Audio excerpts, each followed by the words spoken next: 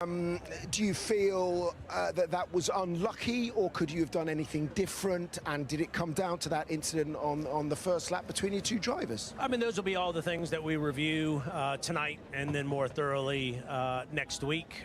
I think Ferrari, hats off to them. They did a great job. It was aggressive.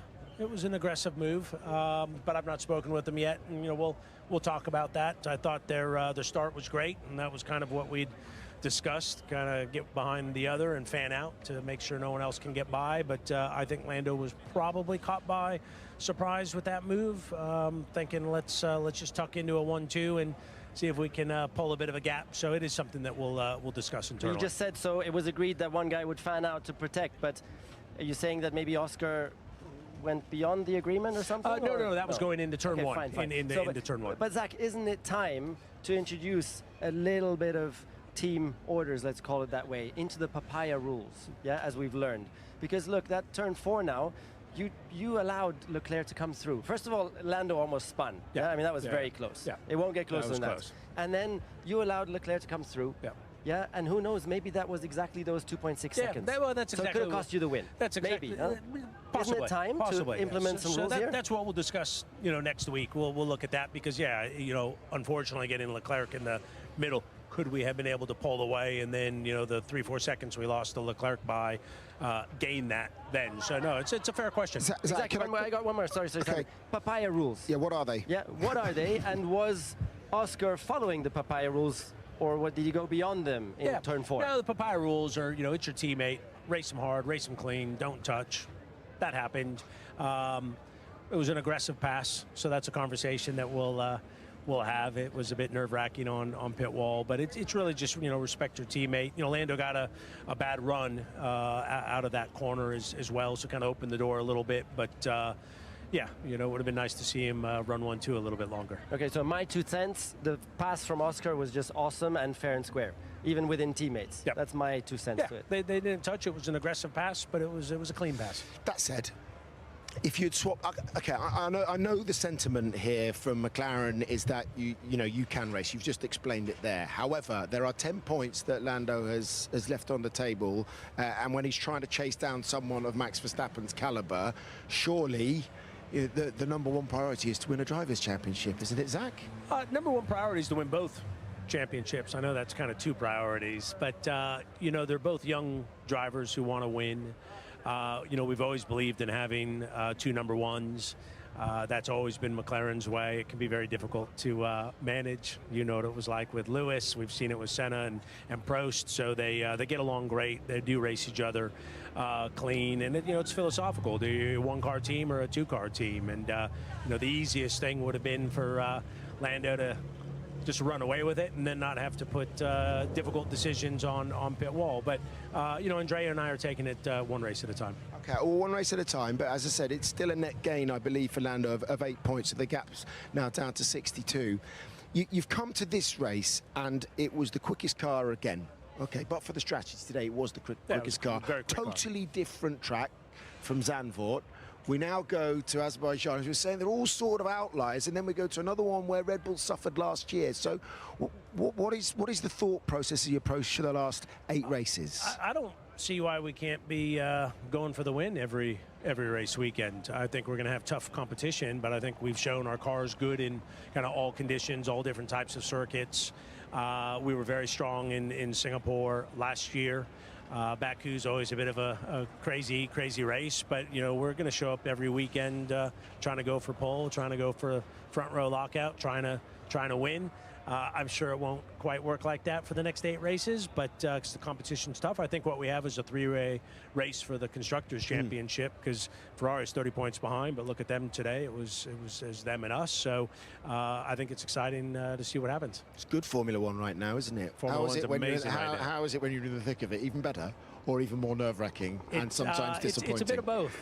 When you start first and second, you kind of just think about where we were at the start of 23, and here we are, second and third. A little bit of a sting, of course, but I think we need to look and go, that's 12 podiums in a row, and we're what, 8-9 points out of the Constructors' Championship. Lando closed the gap, so not a bad result. Can I ask one more thing? How destabilized do you think Red Bull is at the moment? They really seem to have lost their mojo out there. And you say you're receiving tons of CVs going across your table all the time from that team. We've seen some high-profile people leave the team.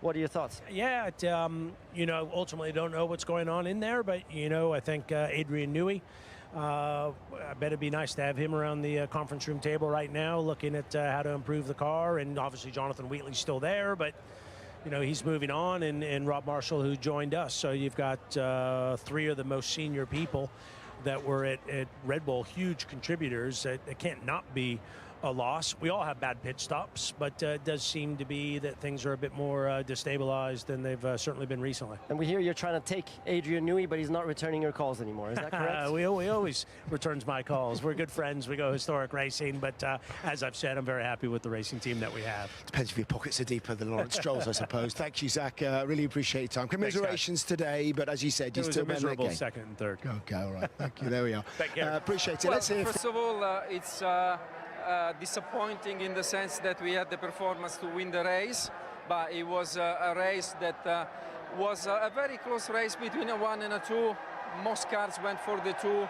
I think for Leclerc was a little easier to take a gamble on the 1 stop because it was the car following. For us with Lando, we had a lockup on the front left, which meant the tire was going, so we went clearly on a 2.